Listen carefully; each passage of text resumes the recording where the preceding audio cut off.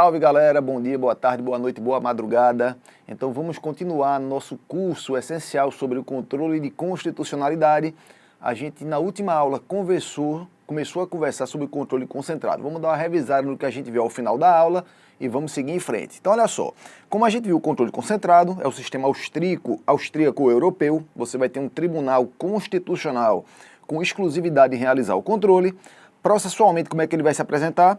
Ele vai constar como pedido da ação e vai constar no dispositivo da decisão, logo o reconhecimento da declaração de inconstitucionalidade vai produzir coisa julgada, né? Como a gente viu aqui, né? Então são os aspectos básicos, ele é exercitado por meio das ações que a gente conversou, ADIM, ADC, ADO e a ADPF. Vimos a questão da legitimação também, conversamos sobre a legitimação, vimos quais são os legitimados, eles estão no artigo 103 da Constituição. Então, como a gente viu aqui, onde tem o é legitimado universal, lembrar que o legitimado universal não precisa demonstrar pertinência temática, né? Legitimados universais, Presidente da República, Mesa do Senado, Mesa da Câmara, Procurador-Geral da República, partido político representado no Congresso, Conselho Federal da OAB. Legitimados especiais devem demonstrar pertinência temática, ou seja, eles devem demonstrar que aquela norma, ela atinge a finalidade, as funções, né, os interesses institucionais daquele legitimado. Então, o legitimado especial tem que demonstrar pertinência temática, são eles: governador do Estado ou do Distrito Federal, mesa da Assembleia Legislativa do Estado ou da Câmara Distrital, as confederações sindicais e entidades de classe de âmbito nacional. Vimos ainda que, como regra, o próprio legitimado ele tem capacidade postulatória, ele pode assinar a petição inicial, não precisa de advogado, e vimos que essa regra tem 3 exceções. Quais são elas? Partido político representado no Congresso, eles vão ter que ter advogado, essa procuração vai ser passada pelo Diretório Nacional, lembrar que tem que ser uma procuração com poderes específicos. Confederação sindical também vai ter que passar procuração para advogado, e entidade de classe de âmbito nacional. Para finalizar essa revisão rápida do final da aula, lembrar, né, que com relação às entidades de classe, para ter âmbito nacional, tem que ter representação em pelo menos 1/3 dos estados, do Distrito Federal, e lembrar também, né, não falei para vocês, mas a gente fala agora, a interpretação que o Supremo dá para o termo entidade de classe. O Supremo entende, galera, que entidade de classe é aquela que representa uma categoria profissional ou econômica de modo específico, uma categoria profissional econômica específica, homogênea, né? Então, por exemplo, a CUT, Central Única dos Trabalhadores, não poderia ser uma entidade de classe porque representa os trabalhadores, não representa uma categoria profissional ou categoria econômica específica. Então esse é o entendimento tradicional do Supremo do que é entidade de classe, esse termozinho classe, categoria profissional ou econômica específica. Mais recentemente, o Supremo tem ampliado esse entendimento para dizer o seguinte, né? Aquelas entidades que representam os grupos minoritários historicamente excluídos também configuram aí no conceito de classe, elas poderiam ingressar com as ações. Por exemplo, entidade que represente, né, o grupo LGBT+, né, foi o caso tratado pelo Supremo. O grupo LGBT+, não é uma categoria profissional econômica, mas é um grupo historicamente excluído. Então o Supremo tem entendido que esses grupos, as entidades que representam esses grupos, elas configuram também como entidades de classe, beleza? Então a gente fecha aí a questão da legitimação, vamos seguir em frente, vamos tratar aqui dos aspectos básicos das ações de controle concentrado. Lembrar que eu falei com relação à legitimação, vale para todas as ações, ADIM, ADC, ADO e ADPF. Vamos tratar aqui dos aspectos básicos dela e daqui a pouco a gente vai conversar de uma por uma, vamos tratar de cada uma isoladamente, ok? Então vamos aqui para o slidezinho. Então olha só, galera. Características básicas das ações de controle concentrado. Primeira delas, elas objetivam a salvaguarda, objetivam preservar, salvaguardar a ordem jurídico-constitucional. E não se preocupa, não há uma preocupação, em regra, com situações individualizadas. Eu costumo falar que isso aqui é o primeiro mantra quando a gente trata de controle concentrado. O controle concentrado, galera, ele se preocupa em preservar a ordem jurídico-constitucional. Não há uma preocupação com situações individualizadas. Em regra, não há essa preocupação. Muitas vezes, eu vou explicar para vocês aqui uma situação e vocês vão pensar, Mário, mas se isso acontecer, isso pode prejudicar fulaninho de tal. O que é que eu vou dizer? Fulaninho de tal, se sentir prejudicado, ele procura o controle difuso. Um exemplo clássico que a gente vai aprofundar daqui a pouco, né? Se você maneja, se um legitimado maneja um ADIM contra uma norma federal, uma norma estadual, essa norma é revogada, a DIN perde o seu objeto. Pode ser que enquanto essa norma tenha vigorado, ela tenha prejudicado alguém. Como é que vai ficar esse alguém? A DIN não vai se preocupar com isso. O objetivo da DIN é o quê? É salvaguardar a ordem constitucional. Se você tem uma norma que feria a Constituição e ela foi revogada, ela não mais fere. A DIN perde o seu objeto. Se essa norma, enquanto esteve em vigor, prejudicou alguém, esse alguém vai ter que procurar o controle difuso, vai lá com ação de procedimento comum, com mandado de segurança, enfim, com ação de controle difuso, resolver sua situação individual. Porque as ações de controle concentrado, repito, elas objetivam salvaguardar a ordem jurídico-constitucional. E elas não se preocupam, em regra, com situações individualizadas. Então esse é o primeiro mantra. Lembra dele. As ações de controle concentrado têm como objetivo o quê? Preservar a ordem jurídico-constitucional. Então, primeiro mantra. E que ordem jurídico-constitucional é essa que elas vão preservar? Esse é o segundo mantra. O parâmetro, galera, das ações de controle concentrado serão as normas constitucionais atuais da Constituição e não normas constitucionais já revogadas. Então, qual é o parâmetro? Quando o Supremo ele julga uma ação de controle concentrado, o que é que ele vai utilizar como parâmetro? As normas atuais da ordem constitucional. Ele não vai se preocupar com constituições revogadas. Então, o parâmetro para julgar uma DIN, uma DC, uma DO e uma DPF é sempre a Constituição de 88. Nunca vai ser uma Constituição de 67, a Constituição passada. Nunca vai ser a Constituição de 46, uma Constituição passada. É sempre a Constituição atual. E mais ainda, apenas as normas em vigor da Constituição atual. Se a Constituição atual possui uma norma e essa norma já foi revogada, ela não serve mais como parâmetro. Essa é a regra, vamos ver que essa regra tem uma exceção muito pontual, mas essa é a regra. Então são as normas em vigor da atual Constituição. Então bora para cá, olha só. Botar aqui para a gente não esquecer mais qual é o parâmetro. O parâmetro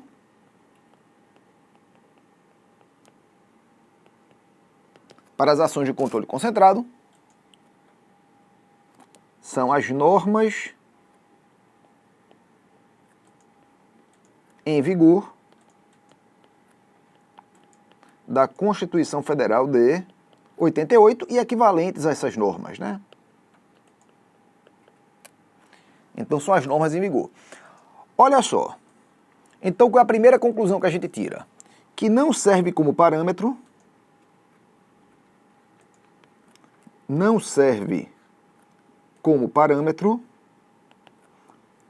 as normas de constituições passadas.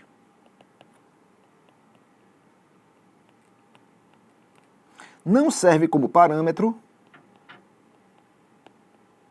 as normas da Constituição Federal de 88 já revogadas. E não serve como parâmetro ainda, galera, o preâmbulo constitucional. O preâmbulo constitucional, segundo o Supremo, não é norma. O Supremo tem entendimento da teoria da irrelevância normativa do preâmbulo. O que é que significa isso? Que para o Supremo, o preâmbulo não se situa no mundo do direito, se situa no mundo da política. Preâmbulo não é norma, é uma declaração de valores. Então, se uma lei fere o preâmbulo, ela não será declarada inconstitucional por ferir o preâmbulo. Ela pode ser declarada inconstitucional por ferir uma norma dentro da Constituição, né? A partir do texto articulado, né? A partir do texto formado por artigos, que não tem um preâmbulo, né? O texto articulado ele começa depois do preâmbulo. Se ela ferir uma norma daquele texto articulado, ok, ela vai ser declarada inconstitucional. Mas por ferir apenas o preâmbulo, não haverá essa declaração de inconstitucionalidade, ok? O preâmbulo não tem força normativa. Não esquece apenas que o Supremo entende que o preâmbulo, apesar de não ter força normativa, ele tem uma função hermenêutica, uma função interpretativa. O preâmbulo, ele serve como norte, né? Como parâmetro de orientação das normas da Constituição Federal. Então, você pode interpretar uma norma da Constituição de acordo com o preâmbulo, utilizar o preâmbulo ali como um norte, né? Como um guia. Mas ele por si só não tem força normativa, ok? Olha só, eu falei também que que pode ser utilizado como parâmetro as normas da Constituição Federal ou equivalente. Quais seriam, galera, esses equivalentes aqui, ó? O que seria uma norma equivalente? Norma equivalente diz respeito àqueles tratados sobre direitos humanos previstos no artigo 5º, parágrafo 3º da Constituição. A gente sabe que a Constituição Federal, ela prevê atualmente, né, já há algum tempo inclusive, que quando o Brasil firma um tratado sobre direitos humanos, e esse tratado, ele é aprovado na Câmara dos Deputados e no Senado Federal. Essa aprovação se dá em 2 turnos de votação. E cada um dos turnos na Câmara, em cada um dos turnos no Senado, é aprovado pelo quórum de 3/5, esse tratado aqui, ele será equivalente a uma emenda constitucional. Olha só, emenda constitucional é norma constitucional, logo poderá ser utilizado também como parâmetro. Então esse é o parâmetro que o Supremo utiliza, ok? As normas em vigor da Constituição Federal e equivalentes, o equivalente seriam esses tratados previstos no artigo 5º, parágrafo 3º, que são equivalentes às emendas à Constituição. Então essa é a regra, galera. O Supremo, quando vai julgar uma ação de controle concentrado, é esse o parâmetro que ele vai utilizar. Ele não vai utilizar, como eu falei, uma norma constitucional já revogada. Mas como eu falei para vocês, essa regra tem uma exceção. Olha só, qual é essa exceção? A exceção foi tratada pelo Supremo aqui, ó, na ação direta de inconstitucionalidade 2087. O Supremo entende que é possível utilizar-se como parâmetro uma norma constitucional já revogada para evitar uma situação de constitucionalidade aparente. Como assim, Mário? Constitucionalidade aparente. Vou explicar para vocês aqui, rapidinho. Olha só, antes da emenda 41, a emenda constitucional 41, a Constituição vedava expressamente a cobrança de contribuições previdenciárias sobre proventos de nativos. Então havia uma vedação. Vou botar aqui até para a gente enxergar melhor. Então olha só, qual era a situação? Antes da emenda 41, então bora imaginar o seguinte aqui, ó. Antes da emenda 41, no texto original da Constituição, havia uma vedação à cobrança de contribuição previdenciária sobre proventos de nativos. Eu vou colocar aqui apenas como vedação, beleza? Alguns Estados-membros elaboraram lei e a lei permitia a cobrança. Como assim a lei permitia, Mário, e a Constituição vedava? Exatamente era o que acontecia. Logo, essa lei era flagrantemente inconstitucional. Foram propostas várias ADIs tendo como objeto essas leis. Acontece que a ADI não é julgada da noite para o dia, pessoal. A ADI demora um certo tempo para julgar. O Supremo tem um volume grande de processos. Então a ADI estava lá, né? Tinha como objeto a lei era inconstitucional, mas o Supremo não tinha ainda declarado. Supervenientemente, o que aconteceu? Foi elaborada a emenda constitucional 41. Foi feita a emenda constitucional 41. E a emenda 41, ela não mais vedava. A emenda 41, ela permitia. Havia permissão de se cobrar contribuição previdenciária sobre proventos de inativos. Que o Supremo, inclusive, entende que é uma previsão compatível, né? Não fere nenhuma cláusula pétrea, ela é perfeita com a Constituição. Mas observe o seguinte, galera. Quando essa lei foi feita, essas leis foram feitas, essa lei foi feita nesse momento. O texto da Constituição que estava em vigor, que era o texto original, ele vedava. Então, claro que essa lei era uma lei inconstitucional. Com a emenda 41, essas leis passaram a ser compatíveis com a Constituição, mas elas não se tornaram constitucionais. Não existe a figura, galera, da constitucionalidade superveniente, né? Você afere a compatibilidade da norma com a Constituição no momento que a norma é elaborada. Se naquele momento ela é compatível com a Constituição, ela será constitucional. Se ela é incompatível, ela será inconstitucional. Uma emenda não pode tornar uma lei anterior constitucional. Então essas leis eram inconstitucionais. Mas volta para cá. Com a emenda 41, como houve a permissão, o que é que passou a acontecer? Essas leis ficariam com um aparente constitucionalidade. Com aparente constitucionalidade, o que geraria o quê? Insegurança jurídica. Né? Porque se alguém fosse pegar essa lei, a pessoa ia dizer, opa, essa lei é compatível com a Constituição, mas você tinha que analisar, opa, ela foi feita anteriormente, quando a Constituição vedava. Então ela não é constitucional. Então haveria uma aparente constitucionalidade que poderia gerar uma situação de insegurança jurídica. Então foi o que o Supremo fez. Mesmo o parâmetro tendo sido revogado, observe que o parâmetro era o texto original. O parâmetro era esse. O texto original ele foi revogado pela emenda 41. Então o parâmetro ele foi revogado. Mas mesmo tendo sido o parâmetro revogado, o Supremo ainda assim julgou a ação. Então essa é a situação dessa ação, ok? Como regra, o Supremo ele vai utilizar como parâmetro as normas em vigor da Constituição.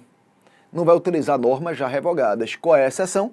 Ele pode fazer isso quando ocorre a revogação, e essa revogação gera uma situação de aparente constitucionalidade. A norma é inconstitucional, mas aparentemente ela seria compatível com a Constituição. Então, para evitar a situação de insegurança, o Supremo julga a ação até o final. Essa é a situação de exceção. Beleza? Então, vamos seguir em frente. Vamos continuar tratando do tema aqui. Como a gente conversou aqui, galera, a gente tratou aqui das ideias gerais sobre as ações de controle. Vamos tratar agora de cada uma, pontualmente, de cada uma especificamente. Então, quais são as regras gerais? As ações de controle concentrado objetivam salvaguardar a ordem jurídico-constitucional, não se preocupam com situações individualizadas e não é qualquer ordem jurídico-constitucional, mas sim a Constituição atual, as normas em vigor da atual Constituição. Essas são as regras. Vamos tratar agora de cada uma das ações, mais pontualmente, vamos tratar o objeto de cada uma delas. Qual é o objeto da DIN, qual é o objeto da ADC, qual é o objeto da ADO, qual é o objeto da ADPF, e depois, ato contínuo, a gente vai tratar dos efeitos das decisões nessas ações. Então vamos começar aqui pela ADIN, a que mais costuma ser cobrada em provas, ok? Então bora voltar para cá, ó. Qual é a norma que regula a DIN? A lei que regula a DIN, essa aqui é uma lei que vocês têm que ter na cabeceira da cama de vocês, vai fazer uma prova onde vai cair controle concentrado, vocês têm que ler essa lei aqui, galera. A lei 9868 de 99. Essa lei é importantíssima por quê? Porque ela trata da ADIN, trata da ADC, trata da ADO. Nela você tem as três principais ações de controle concentrado. Qual é o objeto da DIN? O objeto da DIN você encontra lá no 102, primeiro A da Constituição, parte inicial. A parte final trata de ADC. A parte inicial trata de ADIN e fala o seguinte, que a DIN objetiva a declaração de inconstitucionalidade. Então, quando se ingressa com a DIN, o pedido é declarar a norma inconstitucional. E que norma é essa? Leis e atos normativos federais e estaduais. Então a Constituição é muito sucinta. Ela fala o seguinte, cabe a DIN contra a lei e ato normativo federal e estadual. Isso é o que está lá escrito. Vamos tratar agora aqui de algumas peculiaridades envolvendo entendimentos do Supremo. Basicamente o seguinte, quais são os requisitos que uma nova norma deve adimplir, deve conter, para poder ser atacada via ADIN? Observe que a Constituição fala lei federal, o ato normativo federal, lei ou ato normativo estadual. Então a primeira pergunta que a gente faz é a seguinte, é cabível a DIN, tendo como objeto norma municipal e distrital? Vamos conversar sobre isso aqui. Olha só, como eu falei para vocês, a Constituição, quando trata da DIN, fala que é cabível contra a lei ou atos normativos federais e estaduais. Significa o quê? Significa que ela silencia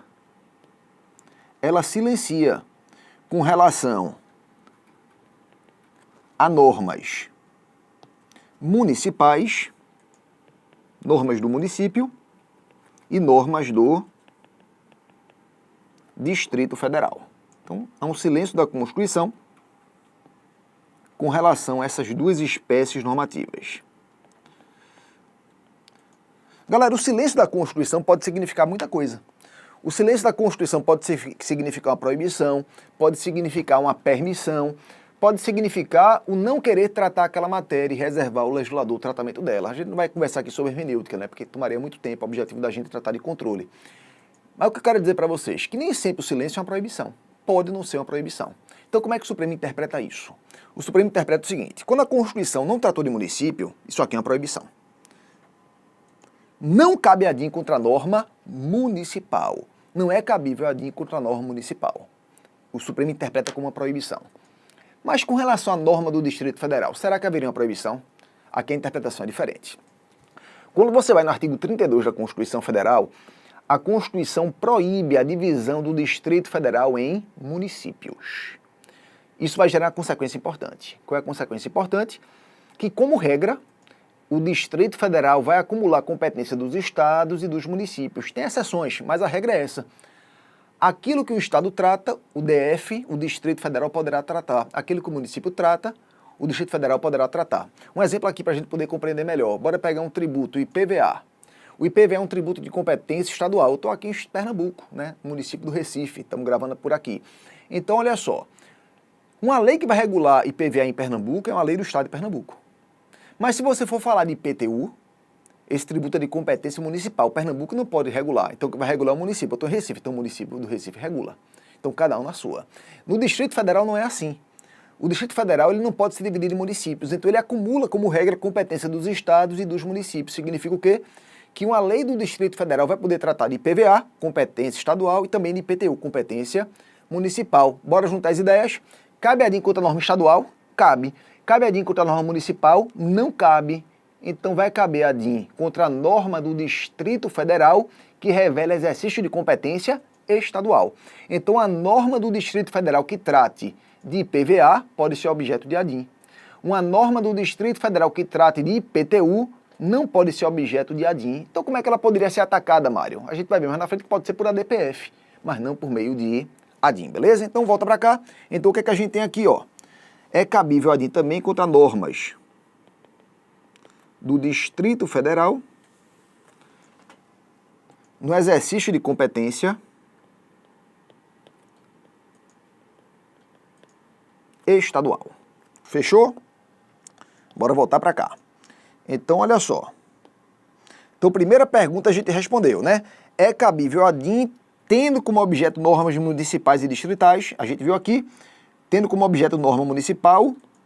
Não. Tendo como objeto norma distrital? Sim, desde que no exercício de competência estadual.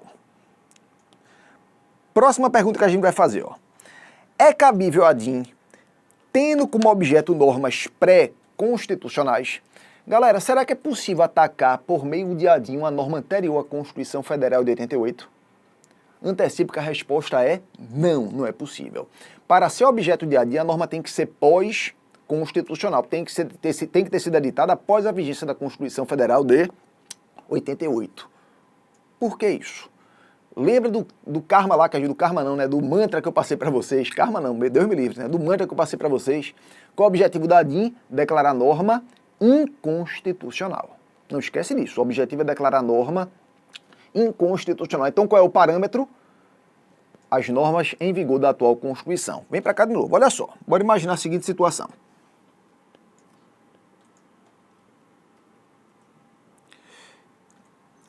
Imagina o seguinte. Nesse momento aqui, foi elaborada uma lei que eu vou chamar de Lei número 1. Aqui foi editada a Constituição Federal de 88. Como a gente viu, o parâmetro na ADIM será sempre as normas em vigor da atual Constituição.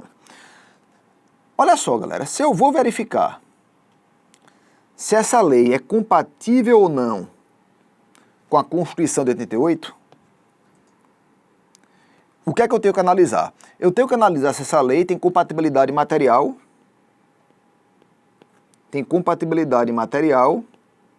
com a Constituição de 88. Se ela for compatível materialmente, sim, ela é compatível, ela será recepcionada, haverá a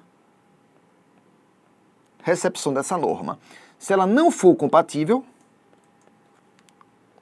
ela não vai ser declarada inconstitucional. A incompatibilidade de uma norma anterior à Constituição com a nova Constituição, para o Supremo importa em sua não recepção. Importa em sua não recepção. O pulo do gato aqui é o seguinte, galera. Para o Supremo, a não recepção da norma não acarreta a sua inconstitucionalidade, acarreta a sua mera revogação. Isso mesmo. Olha só, quando o legislador, ele fez a norma lá antes de 88, o parâmetro dele não poderia ser com a Constituição de 88, ele não tinha como adivinhar uma Constituição futura, então o parâmetro dele foi com a Constituição que estava em vigor naquela época. Então ele fez a norma compatível com aquela Constituição. Quando vem uma nova Constituição e muda esse parâmetro, se essa lei anterior ela for incompatível, ela não vai ser inconstitucional. A compatibilidade é com a Constituição anterior, galera, né? Lembra, o parâmetro utilizado é sempre a Constituição em vigor no momento que a norma é elaborada. Então, essa incompatibilidade com a Constituição futura não vai acarretar uma inconstitucionalidade superveniente, acarreta uma mera revogação, ok? Então, o Supremo entende que a DIN é objetivo que declarar a inconstitucionalidade, então tem que ter como objeto normas posteriores à Constituição, porque aí sim, quando o legislador ele faz uma norma posterior à Constituição de 88, o parâmetro que ele tem que utilizar é a própria Constituição de 88. Então tem que ser sempre norma pós-constitucional. Mas, Mário, como é que a gente faz para impugnar o direito pré-constitucional?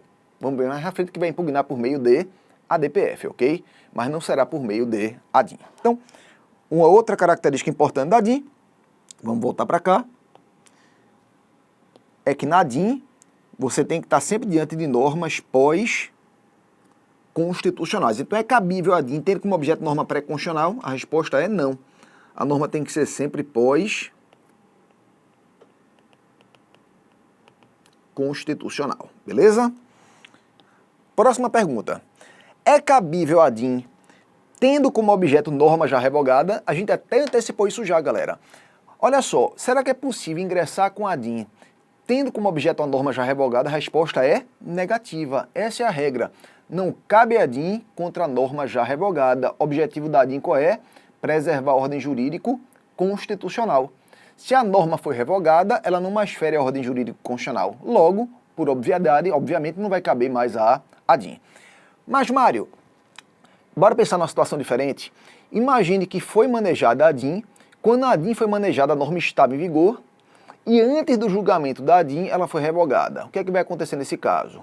A DIN perde o seu objeto. Essa é a regra. Mais uma vez, a ideia é a mesma.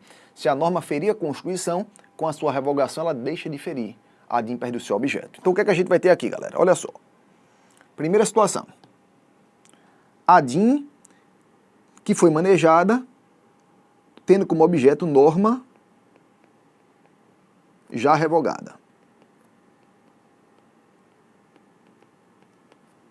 Nesse caso, consequência, a DIN vai ser extinta sem resolução do mérito. Vai ser extinta sem resolução do mérito por quê, Mário? Por ausência de objeto. Por ausência de objeto. Você está atacando algo que não existe mais. Beleza? Segunda situação. A DIN foi ajuizada, a norma estava em vigor, mas houve a revogação superveniente. Houve a revogação superveniente. Nesse caso, a DIN também será extinta sem resolução do mérito. Sendo que aqui não será por ausência de objeto. Observe que quando a DIN foi manejada, existiu objeto. Ele foi perdido supervenientemente. Então, aqui vai ser extinta por perda do objeto. Por perda do seu objeto. Então, é assim que vai funcionar. Então, olha só, galera, algumas conclusões que a gente vai tirar aqui já. Para ser cabível a DIN, a norma tem que existir. Né? A norma tem que existir, porque a partir do momento que ela existe, ela fere a ordem jurídico constitucional. Então, a gente vai tirar aqui algumas conclusões. Olha só, a primeira delas, não cabe a DIN para realizar controle preventivo. Não cabe a DIN tendo como objeto um projeto de lei, porque o projeto ele não existe.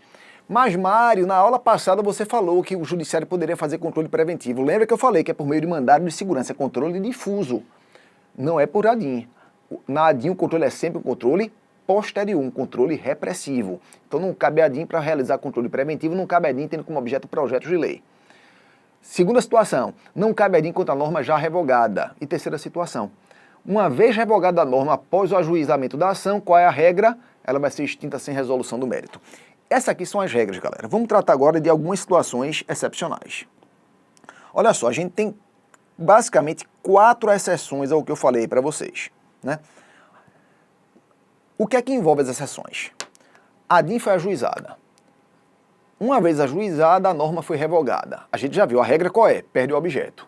Mas essa perda de objeto da DIN vai ter 4 exceções. Vamos dar uma olhadinha em cada uma delas. Primeira situação aqui, ó. Supremo tratou na DIN 3306. A DIN 3306. Quando a revogação da norma se dá como um meio de fraude processual para evitar o julgamento da DIN. Olha só, se a revogação da norma ela ocorre, o Supremo percebe que a revogação da norma ocorre apenas para fraudar o julgamento, para evitar que o Supremo julgue, o Supremo ele vai julgar a DIN até o seu final, mesmo a norma tendo sido revogada. Mas, Mário, como é que o Supremo vai saber disso aí, que houve fraude processual? Ele vai ter que analisar, né? É uma análise casuística, é o caso tratado pelo Supremo, já algumas situações o Supremo tratou, né? Mas um exemplo de caso tratado pelo Supremo. Uma lei do Estado de Tocantins, que permitia que o governador criasse cargos públicos por decreto. Para criar cargo público tem que ser por meio de lei, não pode ser por decreto. A lei delegava isso a um decreto, beleza? Então a lei foi objeto de uma DIN. Antes do Supremo julgar a DIN, o governador editou o decreto, criou os cargos e, ato contínuo, o Estado ele revogou a lei, para evitar que o Supremo declarasse a lei inconstitucional. Que foi que o Supremo disse, opa, aqui é uma hipótese de fraude processual clara. A revogação da norma ela ocorreu apenas para evitar o julgamento. Os cargos foram criados por decreto, então a revogação da norma não iria atingir o cargo, né, que foi criado. Então tentaram revogar para evitar que o Supremo declarasse a situação inconstitucional. Que foi que o Supremo disse, aqui é fraude processual. Eu julgo até o final, beleza? Então essa é a primeira situação. Quando a revogação ocorre por fraude processual, o Supremo julga até o seu final. Segunda situação. O Supremo é comunicado da revogação apenas após o julgamento da ação. O Supremo tratou disso aqui na DIN 951. Galera, a gente tem milhares de normas no Brasil. O Supremo não tem como estar diariamente lá no Diário Oficial verificando as normas que foram revogadas. Então pode ter sido objeto de uma DIN, uma lei. Antes do julgamento a norma foi revogada. O que acontece nesses casos? As partes devem informar o Supremo, olha, houve a revogação da norma. E quando o Supremo é informado, a gente viu que, como regra, ele determina a extinção da ação. Mas se a parte passou a batida e não avisou o Supremo, e o Supremo já julgou, o Supremo agora não mais volta atrás, né? Quando o Supremo julga uma DIN, de maneira geral, uma ação de controle concentrado, só é cabível um único recurso, embargos de declaração. Quando é que cabe embargos de declaração? Está lá no CPC, quando houver omissão, contradição, obscuridade ou erro material no julgamento. Então, nessas 4 situações, é cabível embargo de declaração. O único recurso cabível contra ações de controle concentrado que tramitam perante o Supremo são os embargos de declaração. Então, imagina o seguinte, foi manejada a DIN, a norma foi revogada, o Supremo não foi avisado. Declarou a norma inconstitucional. Posteriormente, em série de embargos, a parte comunica, olha, Supremo, a norma foi revogada, você não apreciou. O Supremo vai voltar atrás no julgamento? Não. O Supremo entende que nesse caso não há omissão, porque para haver omissão ele teria que ter conhecimento do fato. Se ninguém avisou, ele não tinha conhecimento, então ele não foi omisso. Então essa é a segunda exceção. Quando a norma é revogada, né, e o Supremo não é avisado. Lembrar que nesse caso o Supremo não vai voltar atrás nem por meio de embargos de declaração. Terceira situação. Quando a norma revogadora tem o mesmo vício de inconstitucionalidade da norma revogada. O Supremo tratou disso na DIN 763. Aqui é uma situação óbvia, né? Imagina uma norma que diga o seguinte, olha, a alíquota de imposto de renda é de 80%. Ela foi objeto de ADIM. Aí vem outra norma que revoga essa e diz que é de 85%. Ambas têm o mesmo vício de inconstitucionalidade, uma até mais grave que outra. Então, nesse caso, o Supremo ainda assim vai aproveitar a ação e vai julgar até o final. O Supremo, inclusive, entende que, nesse caso, galera, o autor da ação tem que pugnar ambas as normas, porque ambas as normas são inconstitucionais e possuem o mesmo vício. E quarta e última situação, que é uma situação que o Supremo analisa muito discricionariamente, né? Quando a norma foi revogada, mas deixou efeitos residuais, sendo relevante e regular as relações ocorridas durante a vigência da norma, a DIN 3106. Essa última situação aqui é uma situação que o Supremo analisa, galera, de maneira muito, mas muito discricionária. Vou deixar até um asteriscozinho aqui para vocês lembrarem disso. Não é sempre que a norma deixa efeitos residuais que o Supremo ele continua o julgamento da ação. Muito pelo contrário, como regra, ele não continua. ele só vai continuar se ele entender que aquilo é relevante de ser analisado, se é uma situação relevante, né? E quando é que é relevante? Mais uma vez, é discricionário. Então, o normal norma foi revogada, deixou efeitos residuais, não interessa. Aqueles efeitos residuais vão ser analisados no controle difuso, se houver algum prejudicado. Mas quando for relevante o Supremo analisar isso aí, e quando é que é relevante? A análise é casuística. Quando ele entender que aquilo realmente é importante, ele vai e julga até o seu final. Então é muito comum vocês encontrarem informativos do Supremo dizendo o seguinte, olha, mesmo a norma sendo declarada inconstitucional e tendo deixado efeitos residuais, ainda assim a ação vai ser extinta. Porque esse é o normal. A situação excepcional quando for relevante essa análise, beleza? Então não esquece mais, vamos para o intervalozinho da gente, e antes lembra, né, que não cabe a DIN tendo como objeto norma já revogada, não é cabível, né, salvo as 4 exceções que a gente tratou, quando a revogação ocorre por fraude processual. Segunda situação, né, quando o Supremo é comunicado da revogação apenas após o julgamento. Quando a terceira situação, quando a norma revogadora possui o mesmo vício ou vício pior que a norma já revogada, ou quando ela deixa efeitos residuais e for relevante essa análise, ok? Vamos para o intervalo, daqui a pouquinho a gente volta.